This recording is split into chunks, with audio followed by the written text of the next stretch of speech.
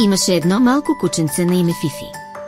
Фифи беше весело и любопитно кутре, което обичаше да прекарва времето си със своето кучешко семейство, мама Луна, татко Макс и по-голямата сестра Бела. Един летен ден цялото семейство реши да отиде на почивка на морето. Това беше първото такова пътуване за Фифи, затова той беше невероятно развълнуван. Щом стигнаха на плажа, Фифи не можеше да дочака да усети пясъка под лапичките си и да се потопи в хладната вода. Цялото семейство разтла кърпите си, а Фифи веднага се затича към вълните. Тичаше по брега, скачаше през вълните и играеше с други кучета. Всичко изглеждаше идеално.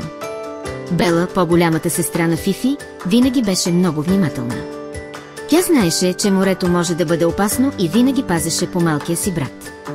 Но този ден Фифи беше толкова развълнуван, че се изплъзна от погледа и кратко, видя чайка, летяща над водата, и реши да я подгони. Тичаше и тичаше, докато не се озова във водата.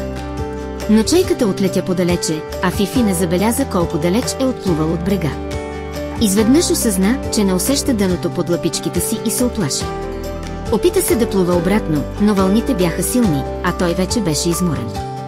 Водата започна да го поглъща и Фифи започна да паникьосва. Започна да лае силно, викайки за помощ.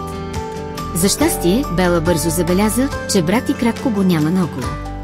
Погледна към морето и видя Фифи, който се бореше с вълните. "Тичайте за спасителя!" Извика тя на родителите си и сама се хвърли във водата, за да опита да помогне на брат си. Луна и Макс веднага се затичаха към спасителната кула, викайки за помощ. Спасителят, който точно патрулираше наоколо, бързо реагира. Веднага скочи на спасителната дъска и заплува към Фифи. Бела се опитваше да достигне брат си, но вълните бяха твърде силни. Когато спасителят достигна до Фифи, внимателно го вдигна на дъската. Малкото кученце беше оплашено, но усещаше, че е в добри ръце. Спасителят бързо се върна с Фифи на брега, където Луна и Макс го чакаха.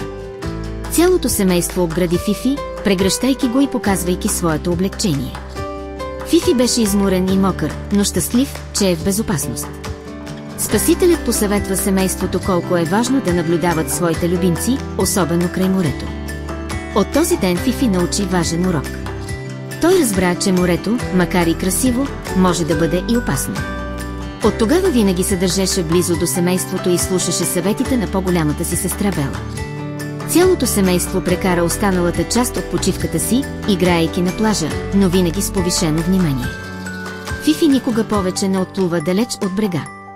Той разбра, че безопасността е най-важна и винаги трябва да слуша съветите на тези, които имат повече опит. Така малкото кученце научи колко е важно да бъде внимателно и да се грижи за другите.